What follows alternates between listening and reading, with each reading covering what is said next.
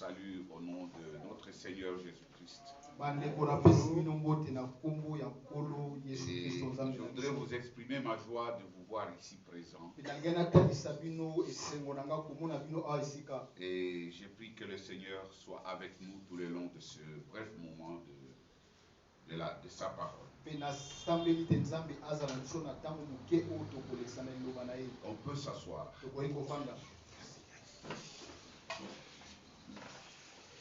Alléluia. Amen. Le thème de ce matin, nous voulons voir ce que Dieu attend de l'homme. Qu'est-ce que Dieu attend de vous et moi? C'est notre sujet du jour. Alléluia. Amen. Pour bien comprendre ça, il faut que l'on sache quel est le plan de Dieu sur cette terre. Quelle est sa mission? Qu'est-ce qu'il veut? Dieu nous a créés à son image et selon sa ressemblance. Et il nous a placés ici-bas dans des conditions qui étaient vraiment idéales. Mais il y a eu son adversaire, son adversaire, je pourrais dire, son opposant, qui était au départ un ange gardien du trône de Dieu, mais qui s'est rebellé. Avant on l'appelait Lucifer, mais maintenant on l'appelle Satan. De sa rébellion, il y a eu une confrontation au ciel. Et Satan, donc Lucifer, a été chassé du ciel. Il n'a plus droit de citer. Et il a été envoyé ici-bas. C'était longtemps avant que vous et moi on soit créés. C'est ainsi que quand Dieu a créé l'homme, il ne l'a pas livré dans des conditions libres. Dieu a aménagé un endroit spécialement pour l'homme. La Bible nous parle du jardin d'Éden. C'est un endroit qui fut aménagé pour l'homme afin de le mettre à l'abri de Satan qui régnait déjà sur toute la terre.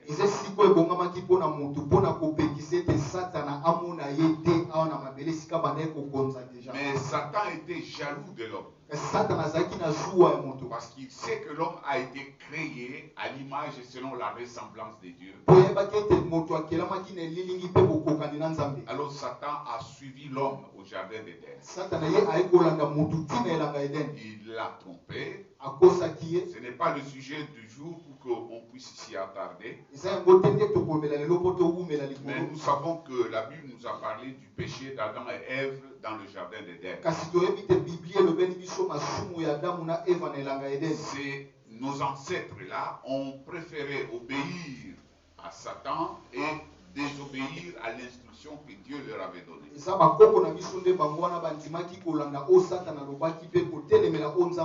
avait suivi qu'ils ont perdu la vie de Dieu qui agissait en eux. Et Dieu les a chassés du cadre qu'il avait aménagé pour eux. C'est ainsi que chaque fois je vous dis que là où nous sommes là maintenant c'est pas là que Dieu a prévu que nous soyons.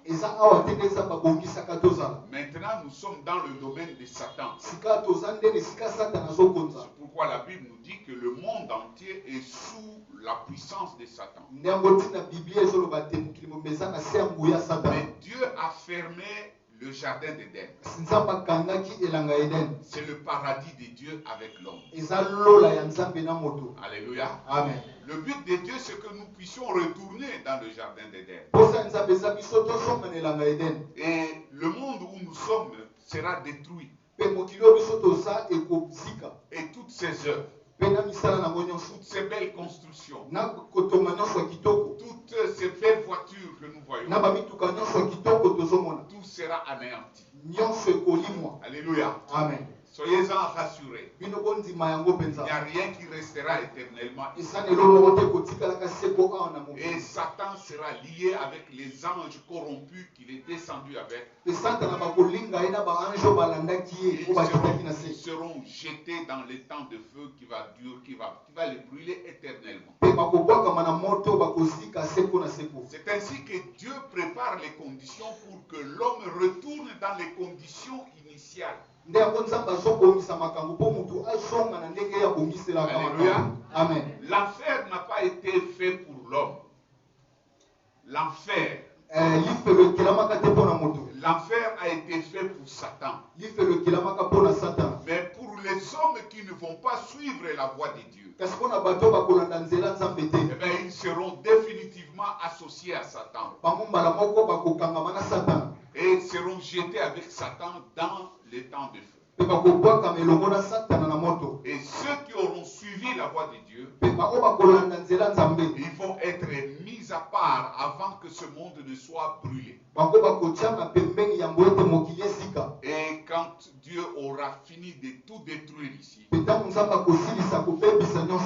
va restaurer le jardin d'Éden. Le jardin d'Éden sera restauré. Alléluia. Amen. Et on parle de nouveaux cieux et une nouvelle terre où nous allons vivre de nouveau en harmonie avec Dieu, comme Adam et Ève l'étaient avant le péché dans le jardin d'Éden. C'est pourquoi Jésus dit ceci: à ceux qui vaincront, je donnerai à manger de l'arbre de vie qui se trouve dans le jardin de mon Père. Ce jardin de son Père, c'est le jardin d'Éden. C'est ça le paradis de Dieu avec les hommes. Alléluia. Amen. Donc, bien aimés, toutes les souffrances que nous éprouvons maintenant, tous les désagréments auxquels nous sommes confrontés, soyons rassurés que ce n'est pas pour l'éternité. Et que Dieu a un meilleur plan pour tous ceux qui vont le suivre. Dites Amen. Et donc Dieu, dans ce plan-là, il a suscité Jésus-Christ. Alléluia. Amen. Afin de venir nous sauver de la prison où nous sommes maintenant. Donc le monde ici où nous sommes, là. Alléluia. Amen. C'est une vaste prison. Alléluia. Amen. Et les murailles de la prison, je vous avais déjà dit ici, ce n'est rien d'autre que votre propre corps. Alléluia. Amen. Alléluia. Amen. Notre corps a été tiré de la poussière de la terre. Alléluia. Amen. C'est un élément du monde. Et Satan règne sur le monde. Donc Satan règne sur nos corps, sur nos vies, sur notre chair. Il a le pouvoir sur notre vie terrestre. Mais nous sommes des créatures spirituelles. Alléluia. Amen. Si nous vivons par la chair, nous nous soumettons donc sous le pouvoir de Satan. C'est pourquoi la Bible nous demande de ne pas vivre par la chair, mais de vivre par l'esprit. Alléluia. Amen. Donc cette vaste prison, dont la muraille c'est notre propre corps, il a fallu que quelqu'un vienne. Alléluia. Amen. Pour briser la muraille, afin de permettre aux gens de sortir de la prison. C'est la grande mission de Dieu. C'est ce que Dieu veut. Il veut libérer l'humanité. Dieu veut nous sortir de la prison. C'est pour pour cela que Dieu a pris corps comme vous et moi. Donc ça veut dire que Dieu nous a suivis dans la prison sans être lui-même prisonnier. Jésus nous a suivis dans la prison. Et c'est pour cela que les gens du monde n'ont pas aimé Jésus. C'est pour cela que Hérode a cherché à tuer Jésus tant qu'il était bébé. Parce que ce n'était pas un prisonnier. Jésus n'avait pas la mentalité des prisonniers. Jésus était quelqu'un qui était rebelle par rapport aux ordres de la prison. Il était opposé, il ne suivait pas les instructions du chef de la prison. Jésus est venu dans la prison pour nous révolutionner, pour nous montrer le chemin de sortie. Et il était équipé pour briser la muraille. Dites Amen. Amen. Alléluia. Amen. Nous allons lire le livre de Hébreux chapitre 2. Au verset 14 et 15. Verset 14 et 15. Voici ce qui est écrit. Ainsi donc, puisque les enfants participent au sang et à la chair, il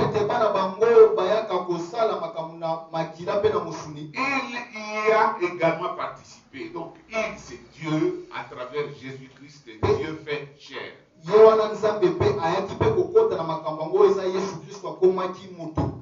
y a également participé lui-même, afin que par la mort, il anéantit celui qui a la puissance de la mort, c'est-à-dire le diable. Verset 15. Et il délivra tous ceux qui, par crainte de la mort, étaient toute leur vie retenus dans la servitude. Est-ce qu'on est ensemble? Est-ce qu'on est ensemble? Donc on sait pourquoi Jésus est venu. Il est venu afin de participer à la mort, pour que par la mort, il puisse anéantir le diable qui avait la puissance de la mort. Et parce que les hommes ne pouvaient pas accepter la mort. C'est par crainte de la mort que les gens étaient toute leur vie dans l'esclavage. Bien aimé, je vous ai dit que la muraille de la prison, dans laquelle Satan nous enferme, la muraille là, c'est notre propre corps, c'est notre vie charnelle.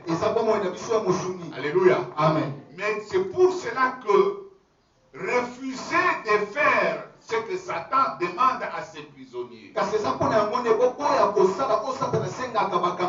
entraîne beaucoup de souffrance. Ce n'est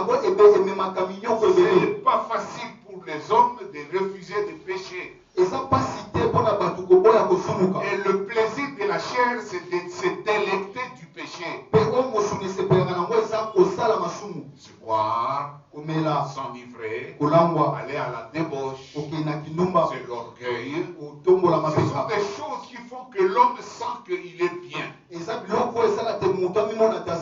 ça la vie du péché. Il est plus facile de pécher, d'aller à la débauche, que de vivre dans la sanctification. Parce que la sanctification entraîne la souffrance, entraîne l'humiliation, la honte parfois. Parce qu'il y a des choses que pour avoir refusé de les faire, le monde commence à vous voir comme un marginal, comme un yuma mokoboy. Alléluia. Amen. Et quand les gens veulent qu'on dise toujours Yende, alléluia. Amen. Et souvent ils participent participe dans le péché. Et donc la muraille, notre propre chair, nous impose de vivre dans le péché. Nous envoie fait qu'on trouve un plaisir à vivre dans le péché. Et que celui qui refuse de vivre dans le péché, il veut vivre selon la parole de Dieu. La Bible nous dit qu'ils seront persécutés.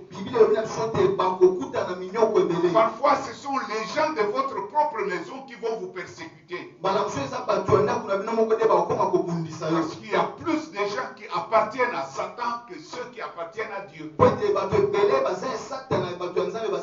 Est-ce qu'on est ensemble? Alléluia. Amen. La mission de Dieu, ce que Dieu veut sur cette terre, c'est que les gens sortent de la prison.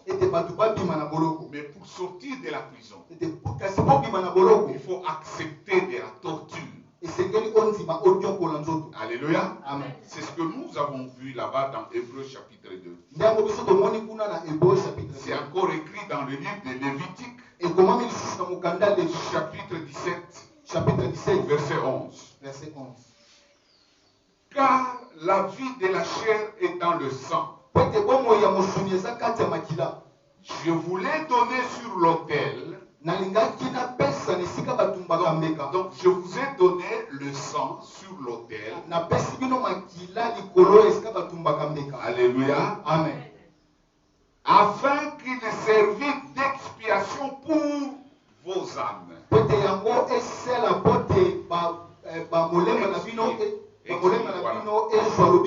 Alléluia. Amen. Car c'est par l'âme que le sang fait l'expiation. Qu'est-ce que l'on comprend par là? Alléluia. Amen. La vie de la chair est dans le sang. Le sang, c'est le symbole de la vie. Si quelqu'un prend votre sang, c'est qu'il vous prend vous en entier. Alléluia. Amen. Avec votre sang, les marabouts, les féticheurs peuvent tout faire sur votre vie. Votre sang, c'est ça votre vie. Dites Amen. Alléluia. Amen. Mais Dieu dit ici qu'il a permis aux enfants d'Israël de sauver leur âme en versant le sang.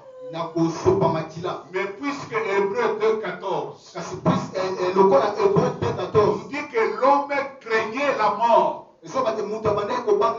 Alléluia. Amen. Mais c'est pour ça que Dieu a dit prenez un substitut. Prenez une chèvre. Alléluia. Amen. Prenez un agneau. Alléluia. Amen. Et égorgez ça pour votre péché. C'est ainsi que celui qui offrait un animal pour son péché, il devait mettre sa main sur la tête de la bête. Pendant que le sacrificateur égorgeait la bête. Cela signifie qu'il s'associait à la mort de la bête. Que cette bête prenait sa vie. Que lorsque la bête perdait sa vie, c'est comme si c'était la vie de l'homme qui s'écoulait. Est-ce qu'on est ensemble? Alléluia. Amen. Donc le fait pour l'animal de perdre sa vie, c'est-à-dire de verser son sang, l'homme devait s'associer à l'animal. Parce qu'en réalité, c'était la vie de l'homme qui devait s'écouler pour que son âme soit sauvée. Mais comme l'homme, par crainte de la mort, il restait alors tous les jours de sa vie dans le péché, Dieu a dit je vais donner un substitut. Dieu a donné une autre chair qui devait être égorgée pour le péché de l'homme, afin que Dieu pardonne le péché. C'est pour cela que quand Jésus est né, on a appelé l'agneau de Dieu. Voici l'agneau de Dieu qui ôte le péché. Donc la bête préfigurait Jésus-Christ. Donc Jésus est venu pour verser sa vie. Parce que la seule solution pour que l'homme se sauve de la prison de Satan, il fallait perdre sa vie. Alléluia. Amen. Parce que la toute chair a péché. C'est irrémédiable. Alléluia. Amen. Maintenant, pour que l'âme soit sauvée, alors il faut que le corps meure, verse son sang. Et comme l'homme avait peur de la mort, quelqu'un d'autre est venu mourir à sa place. Alléluia. Avant c'était la bête. Mais comme la vie de la bête ne peut pas être échangée avec la vie de l'homme, il a fallu qu'un homme meure pour l'homme. C'est pourquoi Jésus est venu comme un homme. Alléluia. Amen. Il est venu comme un homme afin de mourir à la place des hommes. Dites Amen. Amen. Alléluia. Amen. Alléluia. Amen. Mais donc, bien aimé, la mort de Jésus, c'est la destruction de la muraille. Alléluia. Amen. Parce que Jésus a pris corps comme vous et moi. Alléluia. Amen. Et il a laissé les gens percer ce corps-là avec des flèches. Alléluia. Amen. Et quand on a percé, le sang a coulé. Et la vie de la chair est tombée. Et donc il est demandé à tous les prisonniers que nous sommes, vous et moi, de nous associer à cet agneau-là. De mettre notre main sur la tête de l'agneau pendant que l'agneau meurt pour nos péchés. C'est ça que signifie la foi, croire en Jésus. S'attacher à Jésus-Christ. Savoir que Jésus est mort pour mes péchés. Et que je dois m'attacher à lui. Afin que sa mort soit ma mort. Alléluia. Amen. Dites Amen. Alléluia. Amen. C'est ça la foi qui sauve. Une fois que vous êtes sauvés, quand vous croyez en Jésus de cette manière-là, vous n'allez pas à Jésus qui distribue les pains. Vous n'allez pas à Jésus qui donne les mariages et le travail. Mais nous nous associons à Jésus qui meurt pour les péchés des hommes. Alors la porte qu'il a ouverte par son corps devient aussi une porte ouverte dans notre chair. C'est pourquoi dans Hébreux, je crois chapitre 10, la Bible nous dit, nous courons à travers la route nouvelle que Jésus nous a ouverte à travers son corps. Jésus nous a ouvert le chemin de sortie. Et tous ceux qui croient en Jésus et qui marchent selon la parole de Dieu, ce sont des prisonniers qui sont sur la voie de sortie. C'est la vie selon la parole de Dieu qui nous indique l'endroit où Jésus a ouvert la porte de la prison. Et dès que nous trouvons ce chemin-là, c'est-à-dire nous marchons selon la parole de Dieu. C'est-à-dire nous sommes dans la direction, dans la voie directe de la porte de sortie. Nous devons savoir que dans ces conditions-là, l'ennemi va nous attaquer. Alléluia. Amen. Allez à la débauche. Allez dans la magie. Droguez-vous. Allez dans la boisson. C'est-à-dire vous êtes sur d'autres chemins. Satan ne s'occupe pas de vous. Parce qu'avec ces chemins-là, vous ne verrez pas la porte de sortie. Dites Amen. Et la Bible nous dit, vivons dans la sanctification, sans laquelle nul ne peut voir Dieu. Si nous ne vivons pas en nous privant du péché, nous ne verrons pas Dieu. C'est-à-dire, nous ne serons pas en face de la porte de sortie.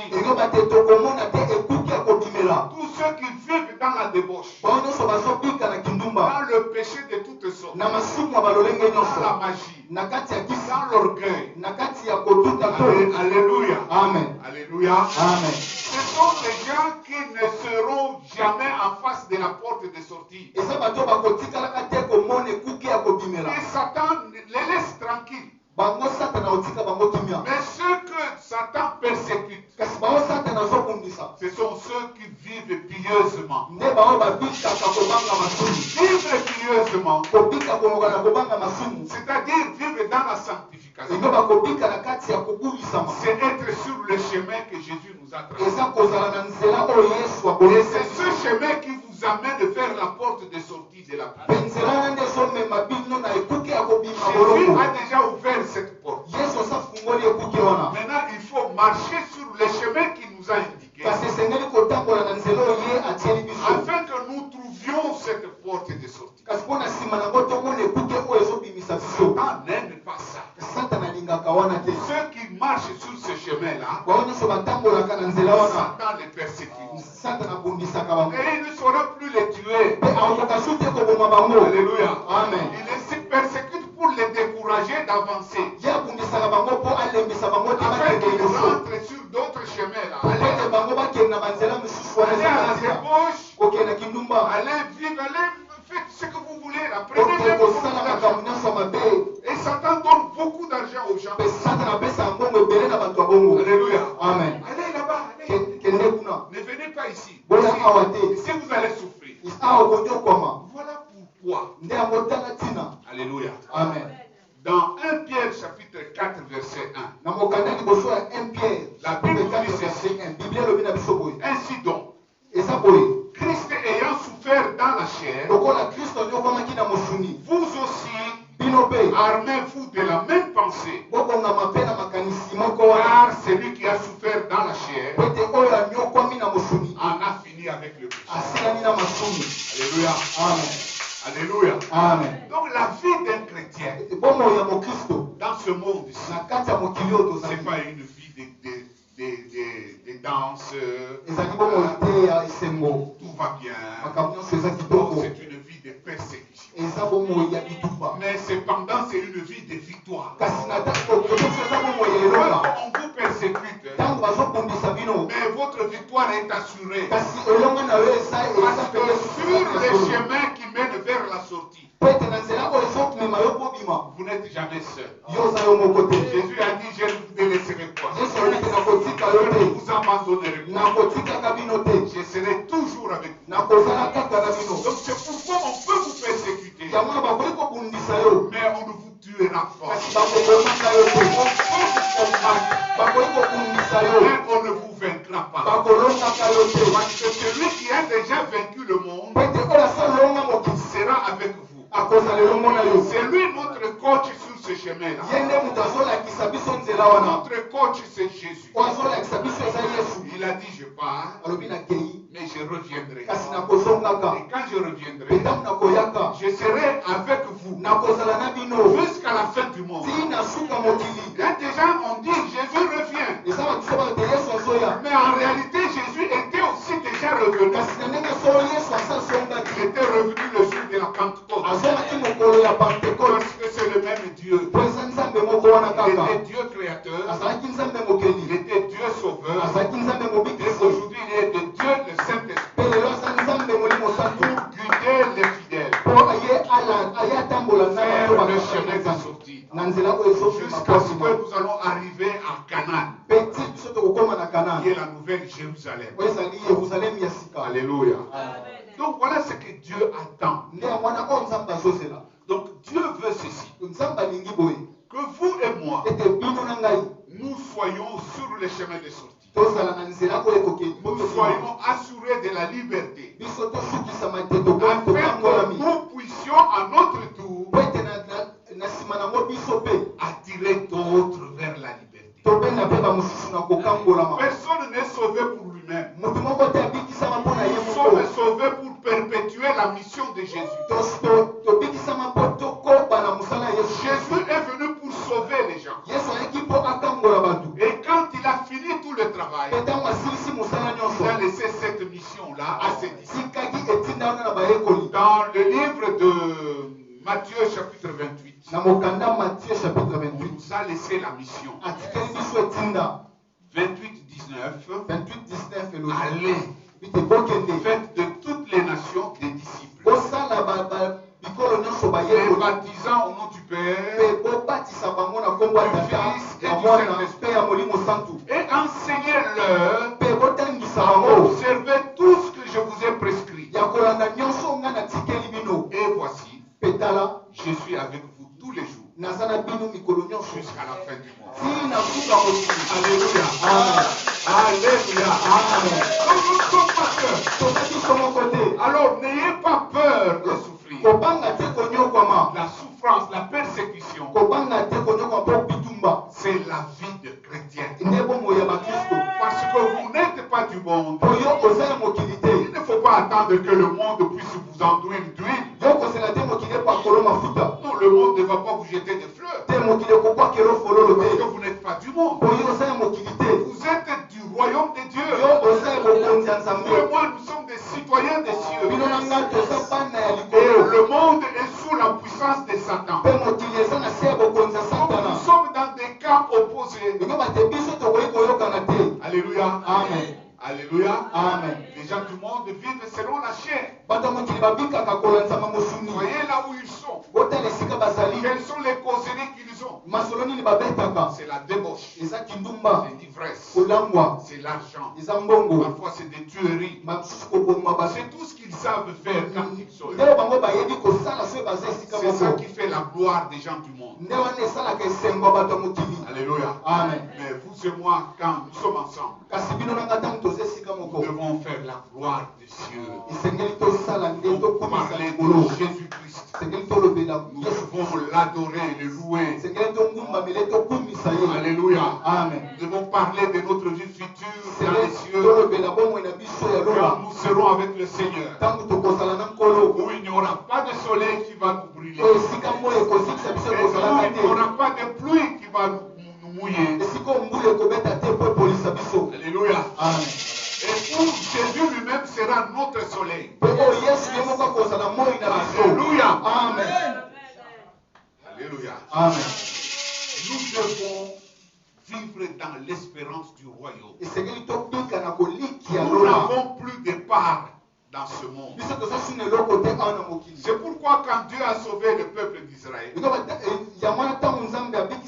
dit mangez l'agneau là en étant debout. Il ne faut pas vous asseoir parce que vous êtes en train de partir. Et on l'a mangé avec quoi? Pas avec des ndunda bien préparées, mais avec des feuilles amères. Alléluia. Amen. C'est de l'amertume. Nous ne sommes pas dans un lieu de joie. Notre part dans ce monde, ce sont des feuilles amères. Mais nous avons une grande part aux cieux. Les feuilles amères signifient que le monde va vous persécuter. On va vous jeter des pierres. On va vous humilier. On va vous insulter.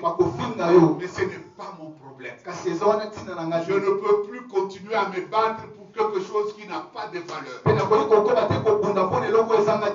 Ma vie sur terre n'a de valeur que dans la mesure où je sers le Seigneur. Elle n'a de valeur que lorsque je peux amener les autres au salut. Humiliez-moi comme vous voulez. Ça ne me concerne pas. Amen. Alléluia. Alléluia. Prenez-moi tout ce que vous voulez prendre. Ça ne me regarde pas. Parce que ma vie dépend de Dieu. Dieu veut m'enrichir aujourd'hui. Il va m'enrichir. Humiliez-moi comme vous voulez. Mais si Dieu veut m'élever, il ne va te tenir compte de votre humiliation. Joseph était dans la prison.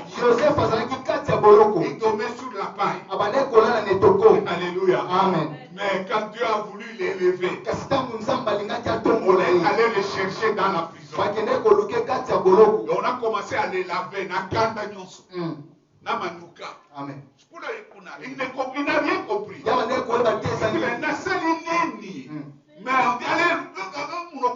Mais même eux ne comprenaient pas. Ils ont reçu l'ordre, allez les laver. Même vos ennemis vont servir à votre élévation. Alléluia. Amen. En fait, ce sont les mêmes gardiens qui étaient là dans la prison. Quand Joseph voulait faire il rentrait dans sa position de prisonnier. Et c'est eux-mêmes qu'on a dit, sautez-le. Lavez-le. Donnez-lui une belle robe. Et puis conduisez-le au trône de Pharaon. Et on est venu avec Joseph. Et il a vu la porte s'ouvrir. Et pour la première fois, il a vu Pharaon assis sur son trône. Et comme les autres ne pouvaient pas avancer, il dit, allez, avance, avance.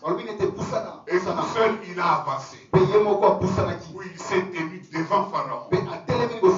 Et Dieu a agi. Il ne savait pas pourquoi on l'a appelé. Et c'est là qu'il a su ce qu'il allait dire. Et Pharaon a pris la décision ce jour-là. Il n'y a personne d'autre comme lui. Et il est investi là. Il n'y a que mon trône qui me sépare de toi. Voilà comment Dieu élève les gens. Ça ne dépend pas de votre orgueil. Bien aimé, le message d'aujourd'hui, ce n'est pas ça, c'était une parenthèse. C'était pour vous dire que Dieu attend de vous et de moi que nous puissions le servir.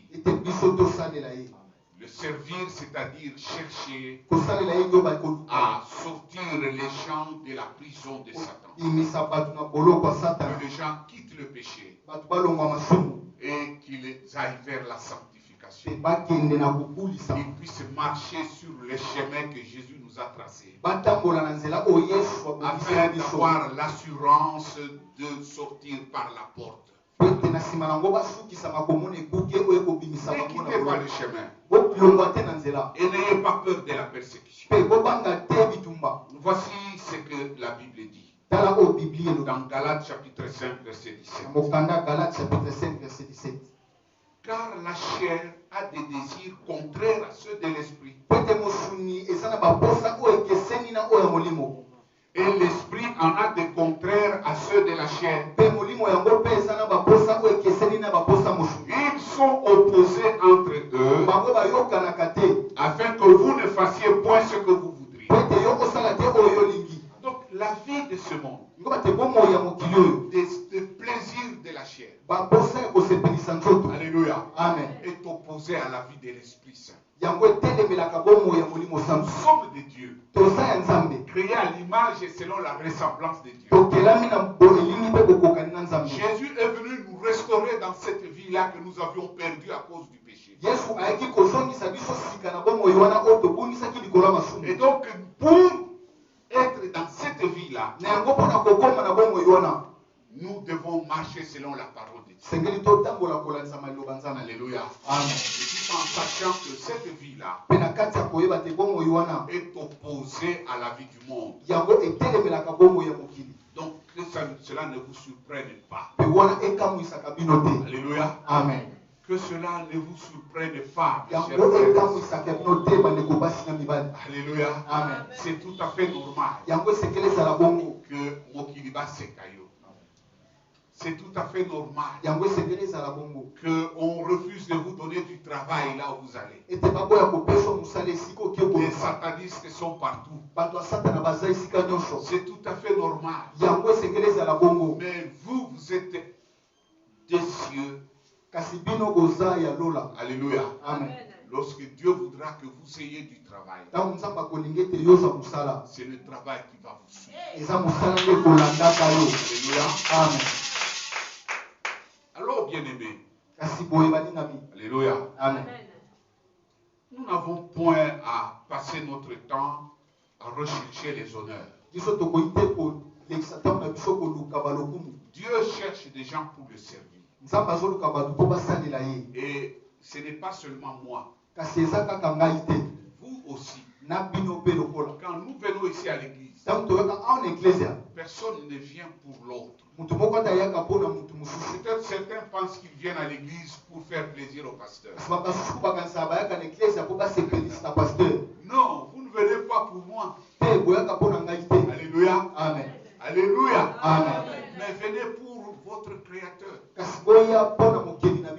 Venez pour celui qui vous a créé. Moi, je ne vous ai pas créé. Je n'ai aucun pouvoir sur votre vie. Le seul qui a pouvoir sur votre vie, c'est votre Créateur. C'est lui qui a le pouvoir de vous bénir et de vous maudire. Moi, je ne suis qu'un serviteur comme vous. Alléluia. Amen. Je vous ai dit que personne n'est sauvé pour lui-même.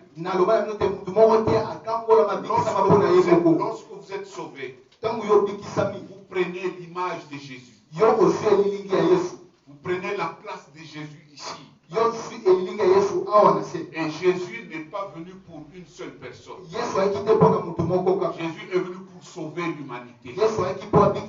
Donc, en étant sauvé, vous êtes devenu obligatoirement sauveur de l'humanité. Alléluia. Amen. Et quand nous venons ici, c'est pour apprendre la parole de Dieu. Pour louer notre Seigneur. Ensemble, nous célébrons le salut. Et puis nous écoutons la parole de Dieu. Cette parole nous nourrit encore. Afin que quand nous sortons dehors, nous soyons forts.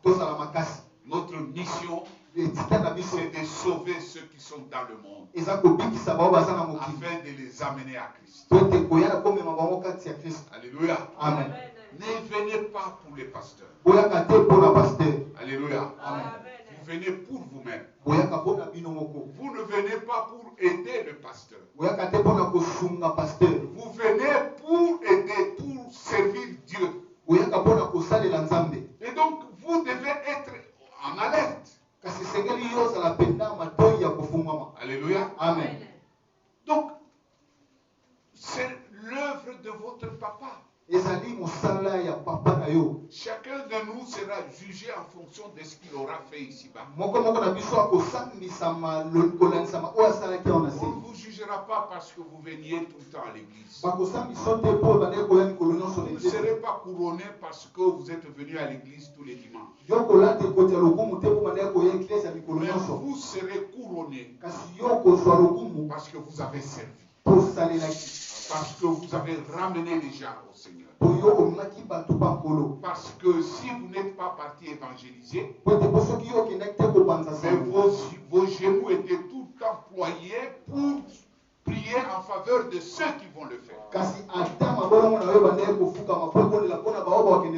Avec vos moyens, vous avez soutenu ceux qui vont le faire.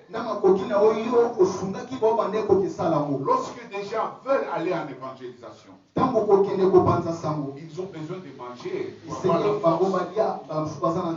besoin de se déplacer. Il faut payer le billet. Non, peut-être pas cet argent.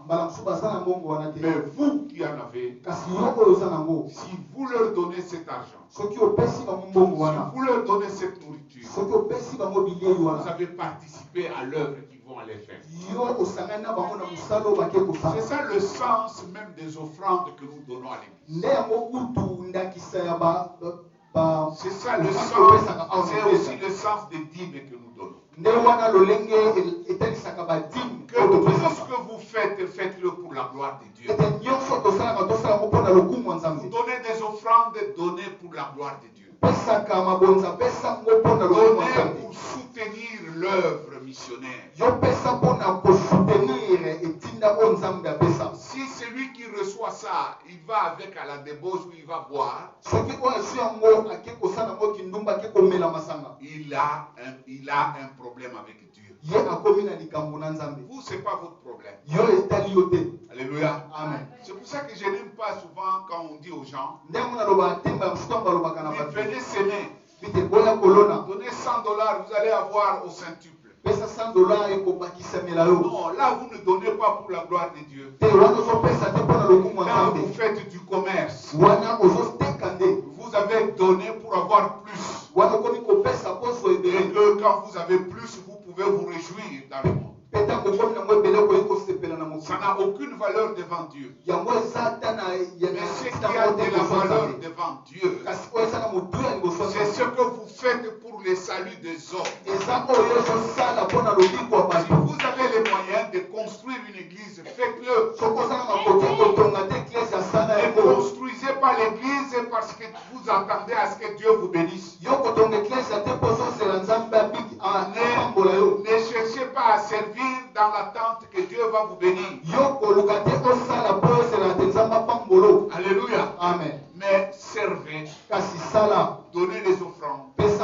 Donnez les dîmes. Pour soutenir l'action missionnaire. Soutenir l'action de l'église. Assistez votre pasteur que je suis. Non pas parce que vous vous attendez à ce que Dieu vous bénisse. Assistez votre pasteur pour qu'il ait la force de continuer à servir le Seigneur. C'est ainsi que Dieu va vous bénir. Parce que vous êtes utile. Alléluia. Amen. Là, parce que vous portez des fruits pour Dieu. Et si le pasteur joue avec ça, tomber sous le coup du commandement qui dit ceci, tu ne porteras pas le nom de l'Éternel en vain. Si je me présente comme pasteur devant vous, parce que je voudrais vous séduire que vous me donniez beaucoup d'argent. Donnez comme ça, je vais prier pour vous. Et j'implore Dieu, bénis-le, bénis-le. Parce que je prends cet argent pour me faire plaisir. Bien aimé, je prends des sérieux problèmes devant Dieu. Et mais si vous avez donné pour soutenir l'église, vous serez bénis. Dieu ne bénit que ce qui est utile pour lui. Et ce qui est utile pour lui, c'est ce qui contribue au salut des âmes perdues. Dieu nous a montré que cela est très important pour lui. Qu'il a envoyé Jésus-Christ jusqu'à le sacrifier à la croix.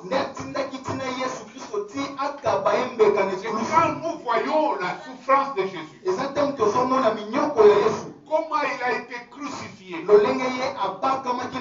au point que devenir homme est abandonné par Dieu. Il a dit, mon Dieu, pourquoi m'abandonnes-tu? Alléluia. Amen. Il faut comprendre que l'amour de Dieu pour l'homme est très fort. Dieu veut que les hommes soient sauvés. C'est ce qui dans Jean chapitre 3 verset 16. Car Dieu a tant aimé le monde, il a envoyé son Fils unique, afin que quiconque croit en lui ne périsse point, mais qu'il soit sauvé. Alléluia. Amen. Donc la grande mission que Dieu attend de tout chrétien,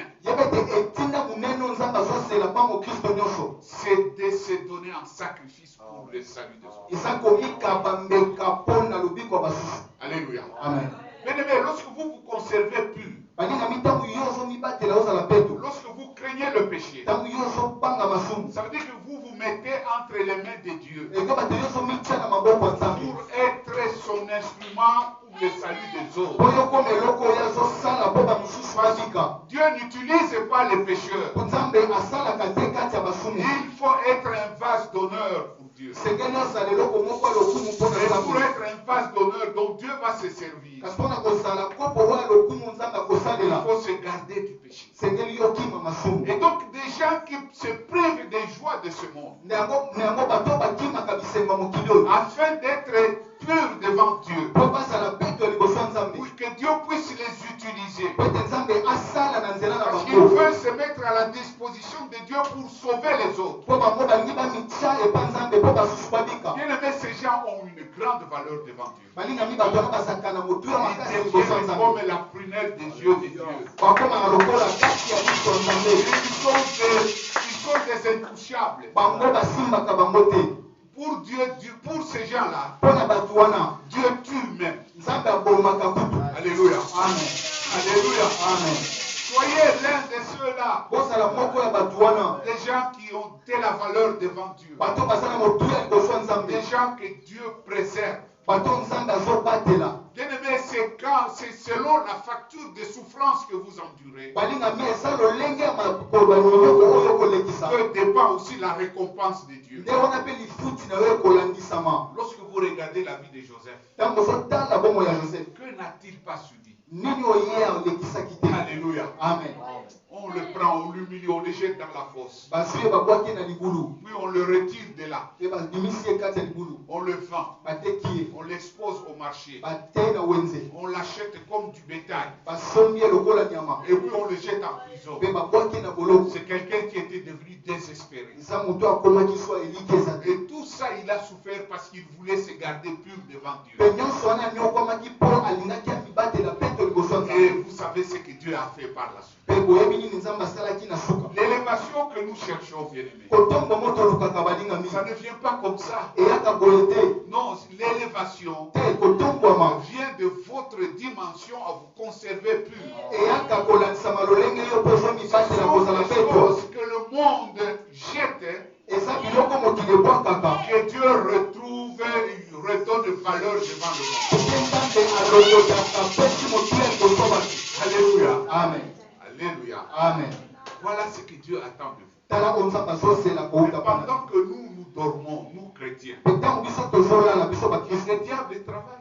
Il cherche des gens pour le servir. Il faut suivre des témoignages des sorciers. Il y a des gens qui leur disent j'ai besoin que tu me serves.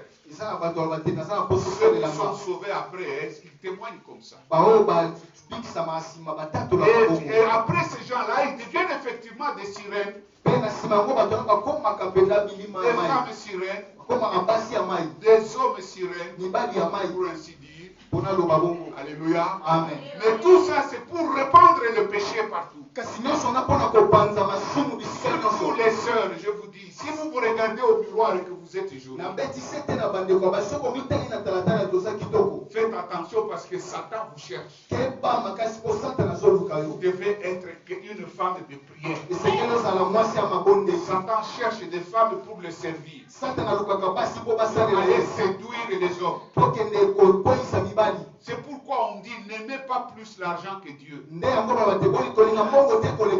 Alléluia. Amen. Comme moi, quand je regarde des femmes là, se maquillent à outrance. bagues, et parfois ils mettent des chaînettes jusque là au pied. Quand il marche, c'est comme ça. Moi je dis c'est dangereux, ma soeur. Alléluia. Amen. Alléluia. Amen. Mais ce qui est plus grave, c'est que ces femmes attirent vers elles pas des hommes chrétiens qui craignent Dieu. Ils attirent que des farceurs, des démons aussi. Les gens cherchent à aller dans la débauche. Et donc c'est à travers le sexe que Satan répand les démons. Les démons circulent en cascade. Il y a des gens, plus de gens qui ont vécu dans la débauche. Presque 100% sont devenus sorciers. Craignez la vie de la débauche. Si vous êtes ici et que vous vivez dans la débauche, craignez parce que peut-être vous êtes déjà devenus serviteurs de Satan sans le savoir. Vivez dans la sanctification. Évitez des drogues. Évitez l'alcool. Parce que ça vous fait perdre la raison. Satan a besoin de ça. Ça, vous n'avez plus de garde. Vous ne savez plus vous protéger. Tout devient vert. Alléluia. Amen. Craignons le péché. Et nous servirons le Seigneur.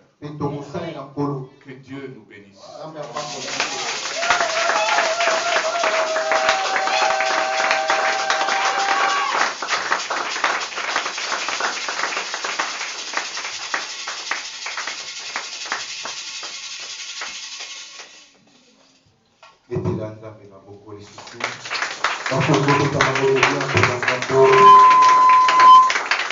Para